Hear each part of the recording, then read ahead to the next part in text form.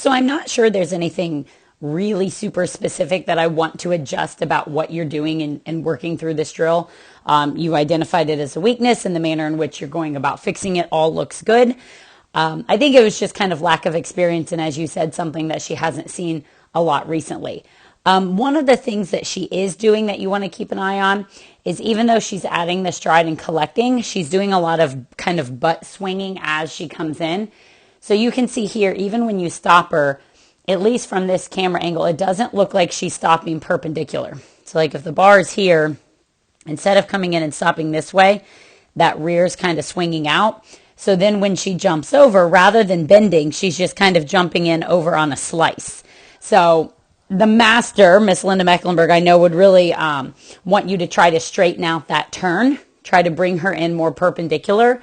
So if you recall in the demo video, I had it where I had two uprights. So kind of imagine this one here and this one here. And I made that really small gap that Vento was forced to come through for that sharp 90-degree turn. That might be something to do with her. You can even do it with the bar. Like I did it on the flat and showed you that on the flat, but I think you can go ahead and set the bar up. And if you make that gap really small, so if you only make it 12, 14 inches wide, she's going to have to come in over straight. So you can see here's where like her swinging starts to get her in trouble. So she's coming in on such a slice here that she's not really rocking back. She's not really collecting and bending.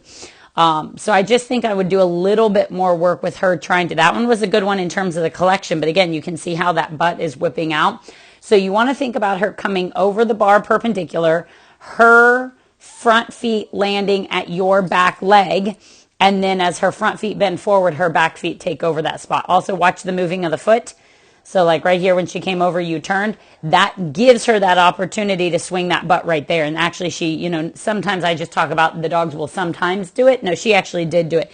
You can see as you moved, her butt went right over and kind of now her body's in a hook this direction. Try to keep that back leg there to prevent her from doing that. So you're basically kind of using your body as a barrier to prevent her from doing exactly that. Right, so they're, you know, kind of holding that back leg, just using your hand to lure her forward. So here she's doing all the added strides.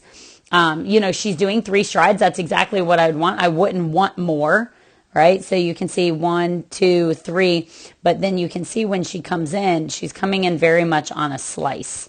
So a little bit of that kind of diving, swinging action to keep an eye on. You know, some shaping is not a bad thing. To me, shaping, a dog who naturally starts to shape themselves is a sign of a smart dog. They're saying, I'm going to figure out the most efficient way for me to do this at top speed. Now, on this exercise here, I wonder if it was the weave poles, if you would have left early enough. You can see here, you're just leaving as she's taking off.